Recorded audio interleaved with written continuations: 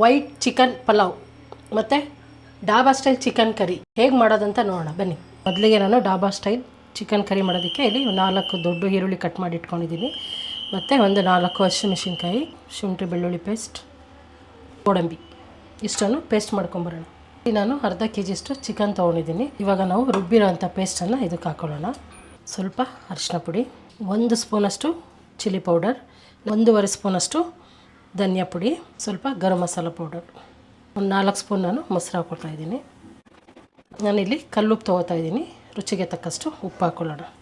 ಇವಾಗ ಎಲ್ಲನೂ ಚೆನ್ನಾಗಿ ಮಿಕ್ಸ್ ಮಾಡೋಣ. ಅರ್ಧ ಗಂಟೆ ನೆನೆಯೋದಕ್ಕೆ ಇಟ್ಬಿಡೋಣ. ಸ್ಟವ್ ಹಚ್ಕೊಂಡು ಕುಕ್ಕರ್ ಬಿಸಿಗೆ ಇಟ್ಕೊಳ್ಳೋಣ. ಕುಕ್ಕರ್ ಬಿಸಿಯಾಗಿದೆ. 2 ಸ್ಪೂನಷ್ಟು ಎಣ್ಣೆ ಹಾಕ್ಕೊಳ್ಳೋಣ. 1 ಸ್ಪೂನ್ ತುಪ್ಪ ಹಾಕ್ಕೊಳ್ಳೋಣ. ಪಲಾವ್ ಎಲೆ ಹಾಕ್ಕೊಳ್ಳೋಣ. ಚಕ್ಕೆ, ಲವಂಗ, ಏಲಕ್ಕಿ ಮತ್ತು ಸ್ಟಾರ್ ಹೂವು ತೊಗೊಂಡಿದ್ದೀನಿ, ಕಲ್ಲು ಹೂವು ಇದನ್ನು ಹಾಕ್ಕೊಳ್ಳೋಣ. ಹಚ್ಚಿಟ್ಟಿರೋಂಥ ಈರುಳ್ಳಿ ಹಾಕ್ಕೊಳ್ಳೋಣ. 1 ಸ್ಪೂನು ಶುಂಠಿ ಬೆಳ್ಳುಳ್ಳಿ ಪೇಸ್ಟ್ ಹಾಕಿ ನಾನು ಖಾರಕ್ಕೆ ಒಂದು 5 ಹಸಿಮೆಣಸಿನ್ಕಾಯಿ ಹಚ್ಚಿಟ್ಕೊಂಡಿದ್ದೀನಿ. ಇದನ್ನು ಹಾಕ್ಕೊಳ್ಳೋಣ. ಹಚ್ಚಿಟ್ಟಿರೋಂಥ ಪುದೀನ ಕೊತ್ತಂಬರಿ ಹಾಕ್ಕೊಳ್ಳೋಣ. ರುಚಿಗೆ ತಕ್ಕಷ್ಟು ಉಪ್ಪು. ಚಿಕನ್ ಹಾಕ್ಕೊಳ್ಳೋಣ. ಇವಾಗ ಸ್ವಲ್ಪ ಮೊಸರು ಹಾಕ್ಕೊಳ್ಳೋಣ. ಚಿಕನ್ ಬೇಯಿಸ್ಬಿಟ್ಟಿದ್ವಿ. ತೊಳೆದು ನೆನೆಸಿಟ್ಟಿರೋಂಥ 1 ಲೋಟ ಅಕ್ಕಿ ಹಾಕ್ಕೊಳ್ಳೋಣ. 1 ಟೊಮೊಟೊ ಹಚ್ಚಿಟ್ಕೊಂಡಿದ್ದೀನಿ, ಇದನ್ನು ಹಾಕ್ಕೊಳ್ಳೋಣ. 4 ಗೋಡಂಬಿ ಹಾಕ್ಕೊಳ್ಳೋಣ. ನಿಂಬೆಹಣ್ಣು ಹಾಕ್ಕೊಳ್ಳೋಣ. ಸ್ವಲ್ಪ ಪುದೀನ ಕೊತ್ತಂಬರಿ ಹಾಕ್ಕೊಂಬಿಡೋಣ. ಕುಕ್ಕರ್ ಬಿಸಿಯಾಗಿದೆ. 1 ಸ್ಪೂನ್ ಎಣ್ಣೆ ಹಾಕ್ಕೊಳ್ಳೋಣ. ಚಕ್ಕೆ, ಲವಂಗ, ಏಲಕ್ಕಿ ಮತ್ತು ಪಲಾವ್ ಎಲೆ ಇಷ್ಟನ್ನು ಹಾಕ್ಕೊಳ್ಳೋಣ.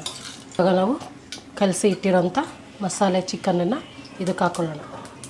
ಸ್ವಲ್ಪ ನೀರು ಹಾಕ್ಕೊಳ್ಳೋಣ. ಹಚ್ಚಿಟ್ಟಿರೋಂಥ ಪುದೀನ ಕೊತ್ತಂಬರಿ ಸ್ವಲ್ಪ. ನಮಗೆ ಇನ್ನೂ ಸ್ವಲ್ಪ ತೆಳ್ಳಗೆ ಬೇಕಂದ್ರೂ ನಾವು ಮಾಡ್ಕೊಬೋದು. ನನಗಿಷ್ಟು ಸಾಕು, ಅದಕ್ಕೆ ಇಷ್ಟೇ ಹದವಾಗಿ ಮಾಡ್ಕೊಂಡಿದ್ದೀನಿ. ಮುಚ್ಚಳ ಮುಚ್ಚಿಸ್ಕೊಂಡು 2 ವಿಸಿಲ್ ಬರ್ಸ್ಕೊಳ್ಳೋಣ. ವೈಟ್ ಪಲಾವು ರೆಡಿಯಾಗಿದೆ.